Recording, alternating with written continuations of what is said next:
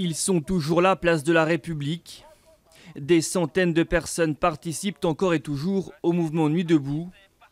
Mais aujourd'hui, c'est au sein des traditionnelles manifestations syndicales qu'ils souhaitent faire entendre leur voix. Le climat actuel politique est complexe. Je pense qu'il faut se mobiliser pour dire un peu qu'on a des choses à revendiquer. Ce qu'on a revendiqué, c'est par exemple l'affaire des Panama Papers, l'affaire de LuxLeaks. Je pense qu'il faut dire aux gens qu'il y a des choses qui ne peuvent pas passer et il faut se battre pour. Tous les 1er mai, il faut manifester parce qu'il y a des choses à défendre, toujours. Une mobilisation dans un climat social tendu, car c'est aussi et surtout contre la réforme du droit du travail qu'ils vont battre le pavé. C'est tous les salariés ensemble pour combattre cette loi. Donc c'est un moment d'union et de détermination contre la loi El Khomri. On parle de loi du travail au moment dans lequel le gouvernement est en train d'abolir ce qui est le droit de l'homme et de travail.